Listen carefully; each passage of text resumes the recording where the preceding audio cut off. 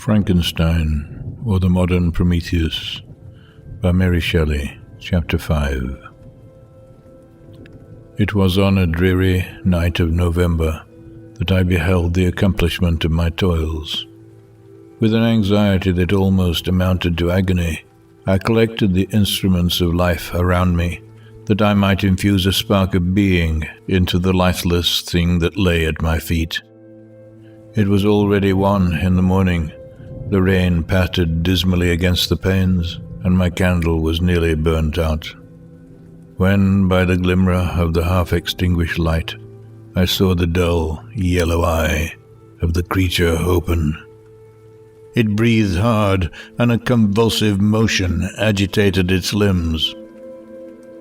How can I describe my emotions at this catastrophe? Or how delineate the wretch whom such infinite pains and care I had endeavored to form? His limbs were in proportion, and I had selected his features as beautiful. Beautiful, great God! His yellow skin scarcely covered the work of muscles and arteries beneath. His hair was of a lustrous black and flowing. His teeth were of a pearly whiteness.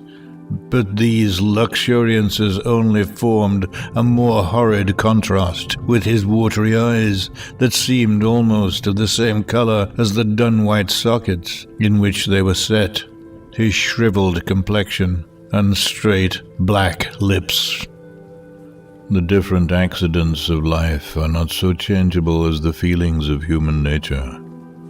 I had worked hard for nearly 2 years for the sole purpose of infusing life into an inanimate body. For this I had deprived myself of rest and health. I had desired it with an ardor that far exceeded moderation. But now that I had finished, the beauty of the dream vanished, and breathless horror and disgust filled my heart. Unable to endure the aspect of the being I had created, I rushed out of the room and continued a long time traversing my bedchamber, unable to compose my mind to sleep. At length lassitude succeeded to the tumult I had before endured, and I threw myself on the bed in my clothes, endeavoring to seek a few moments of forgetfulness. But it was all in vain. I slept, indeed, but I was disturbed by the wildest dreams. I thought I saw Elizabeth, in the bloom of health, walking in the streets of Ingolstadt. Delighted and surprised, I embraced her, but as I imprinted the first kiss on her lips, they became livid with the hue of death. Her features appeared to change, and I thought that I held the corpse of my dead mother in my arms.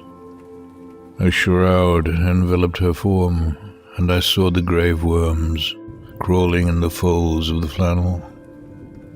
I started from my sleep with horror. A cold dew covered my forehead, my teeth chattered, and every limb became convulsed, when by the dim and yellow light of the moon, as if it forced its way through the window shutters, I beheld the wretch, the miserable monster whom I had created. He held up the curtain of the bed, and his eyes, if eyes they may be called, were fixed on me. His jaws opened, and he muttered some inarticulate sounds, while a grin wrinkled his cheeks. He might have spoken, but I did not hear. One hand was stretched out, seemingly to detain me, but I escaped and rushed downstairs.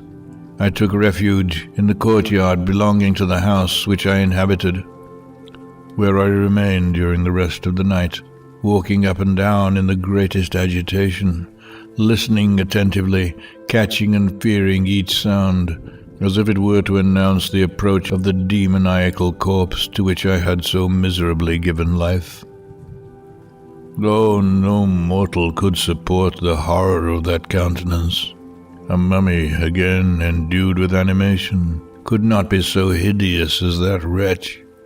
I had gazed on him while unfinished. He was ugly then, But when those muscles and joints were rendered capable of motion, it became a thing such as even Dante could not have conceived.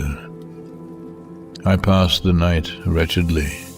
Sometimes my pulse beat so quickly and hardly that I felt the palpitation of every artery. At others, I nearly sank to the ground through languor and extreme weakness. Mingled with this horror, I felt the bitterness of disappointment. Dreams that had been my food and pleasant rest for so long a space were now become a hell to me, and the change was so rapid, the overthrow so complete. Morning, dismal and wet, at length dawned, and discovered to my sleepless and aching eyes the church of Ingolstadt, its white steeple and clock, which indicated the 6th hour. The porter opened the gates of the court, which had that night been my asylum, and I issued into the streets, pacing them with quick steps, as if I sought to avoid the wretch whom I feared every turning of the street would present to my view. I did not dare return to the apartment which I inhabited, but felt impelled to hurry on, although drenched by the rain which poured from a black and comfortless sky. I continued walking in this manner for some time, endeavoring by bodily exercise to ease the load that weighed upon my mind. I traversed the streets without any clear conception of where I was or what I was doing. My heart palpitated in the sickness of fear, and I hurried on with irregular steps, not daring to look about me, like one who, on a lonesome road, doth walk in fear and dread, and having once turned round, walks on, and turns no more his head, because he knows a frightful fiend doth close behind him tread.